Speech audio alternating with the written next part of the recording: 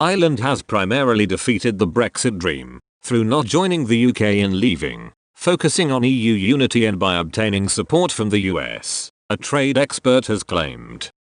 Downing Street has warned the UK will not be back to negotiate next year if a trade deal is not secured in the coming days. At the end of the EU summit last week, Prime Minister Boris Johnson urged the UK to start preparing for a no deal after saying Brussels had not shown sufficient flexibility by his nominal deadline of the 15th of October. His spokesman did not rule out talks ongoing over further weeks, but stressed that the ratification process would take a period of time.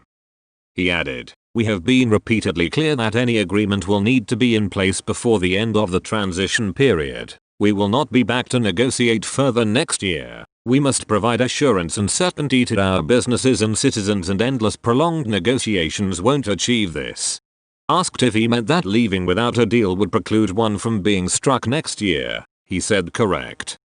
As the clock ticks down and tensions rise, David Hennig, director of the UK Trade Policy Project at the European Centre for International Political Economy, has delivered a gloomy verdict about the state of the negotiations. He wrote on Twitter, "Trade deal or not, the Brexit dream is dying. Trade deal and we spend the coming years in a push-pull relationship with the EU over economic alignment. No deal and we intensify the battles over the future of the UK." Mr. Hennig argued that at the basic level the UK will still have greater freedom outside the EU. However, he noted it will be far from the dream because the US and EU have demands over regulation in trade deals, and transnational business supply chains use their regulations.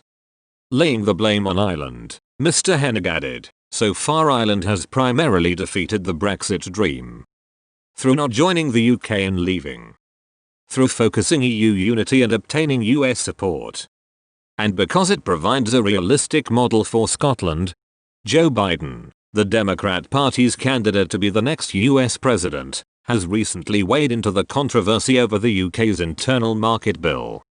The former US vice president warned of its complications for a future UK-US trade deal, adding to concerns among senior American politicians that changes associated with the bill would undermine the Good Friday Agreement. Mr. Biden wrote on Twitter, "We can't allow the Good Friday Agreement that brought peace to Northern Ireland to become a casualty of Brexit. Any trade deal between the US and UK must be contingent upon respect for the agreement and preventing the return of a hard border, period." Mr. Hennig continued, "The major question for the UK now is how long we continue to fight geography and modern trade, even if politically convenient in England, until realizing we have to deal with Europe, and therefore the EU. It could start in weeks, if a deal, or years, if not." Former Conservative Party MEP David C. Bannerman replied with fury to the trade expert's tweets. He hit back, "You lost, David.